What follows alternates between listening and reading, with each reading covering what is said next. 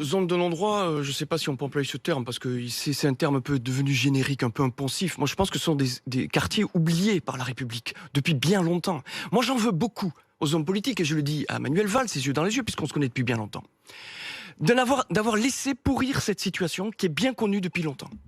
Parce que finalement, vous avez des millions de Français qui vivent ce que vivent les gens, les voisins de la Guillotière. Et on n'a pas bougé. Pourquoi on n'a pas bougé ? Parce qu'on n'a pas eu le courage de bouger. Alors, je dois dire quand même, pour être honnête, que Manuel Valls fait partie de ceux qui ont bougé. Il a mis en place à l'époque, moi j'étais aux affaires avec lui, les zones de sécurité prioritaires. Voilà une bonne idée. Sauf qu'on n'est pas allé jusqu'au bout.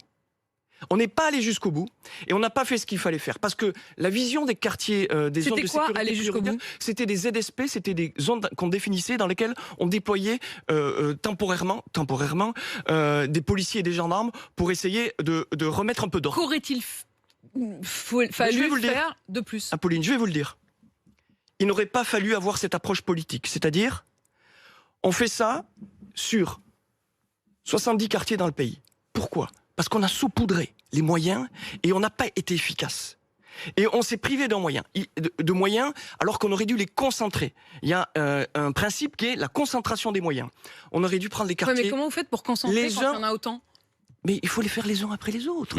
Il ne faut pas les faire tous ensemble. Parce que ça, c'est une vision politique. On saupoudre, on montre à la population, à la bonne population qu'on fait le boulot, mais finalement, on ne va pas jusqu'au bout. Qu'est-ce qu'on dit, cette proposition que cette mise sous tutelle Valls, je l'ai faite il y a plus de 3 ans, en disant qu'il va falloir voter un régime d'exception pour certains quartiers, après dialogue avec les élus, déployer des task force faites de policiers, militaires, magistrats, éducateurs, etc., et mettre de l'ordre dans les quartiers les uns après les autres.